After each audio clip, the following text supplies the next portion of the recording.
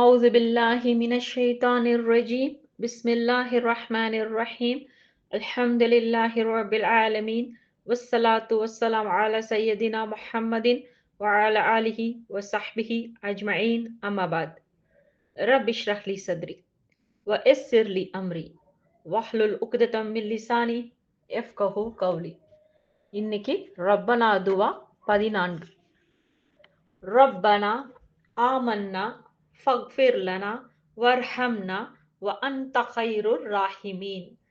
இது குரான்ல 23வது அத்தியாயத்துல 109வது வசனமா வருது.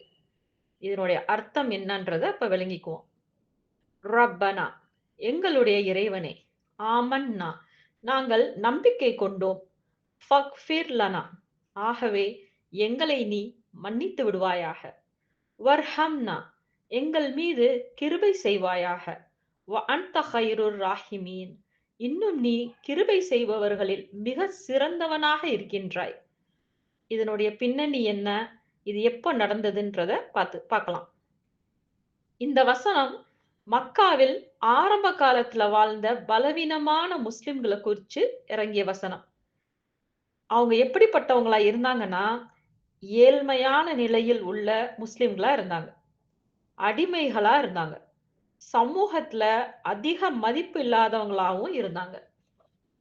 இந்த ஏழை முஸ்லிம்கள் குறை சொல்லியும் கேலி செஞ்சும் துன்புறுத்தியும் வந்தாங்க மக்காவுல வாழ்ந்த குறைஷி தலைவர்கள்.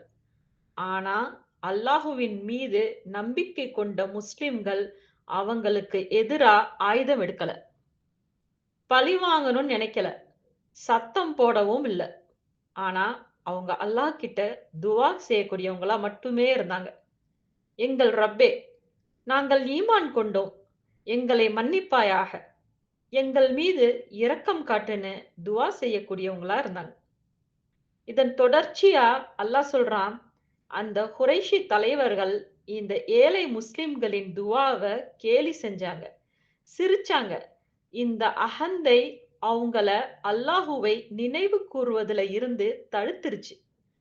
ஆனா குறைஷி தலைவர்களுக்கு எதிரா அல்லாஹ் சுப்ஹானஹு வ தஆலா அந்த ஏழை முஸ்லிம்களை என் அடியார்கள்னு அழைச்சான். ரெண்டாவதா அவங்களோட துவாவை குரான்ல நிரந்தரமா வச்சான். அவங்களோட பொறுமைக்காக அவங்கள வெற்றி பெறவும் செஞ்சான். இதன் மூலமா நாம கற்றுக்கொள்ளக்கூடிய பாடம் என்னன்னா, நீங்க உங்க ஈமானுக்காக கேலி செய்யப்படுறீங்களா? தனியா நின்னு அல்லாஹ் கிட்ட துவா செய்றீங்களா? மனம் உடைஞ்சு போய் இருந்தாலும் பொறுமையா இருக்கீங்களா? அப்படின்னா நீங்களும் குரான்ல வரக்கூடிய 23வது அத்தியாயத்துல 109வது வசனத்தில் சொல்லப்பட்ட அந்த அடியார்களோட வழியில தான் இருக்கீங்க. ஏன்னா அல்லாஹ் நமக்கு நடக்கக்கூடியத பார்க்கிறான், அத பதிவும் செய்றான். மூணாவதா நிச்சயமா உறுதியா அல்லாஹ் சுப்ஹானஹு வ தஆலா அதுக்கு பதிலும் அளிக்கக்கூடியவனா இருக்கான். இந்த துவாவ அடிக்கடி எப்பொழுது வேணாலும் நம்ம கேட்டுக்கிட்டே இருக்கலாம். ஏன்னா அல்லாஹ் என் அடியார்கள்ல ஒரு கூட்டம் இத கேட்டுக்கிட்டே இருக்கும்னு சொல்றான்.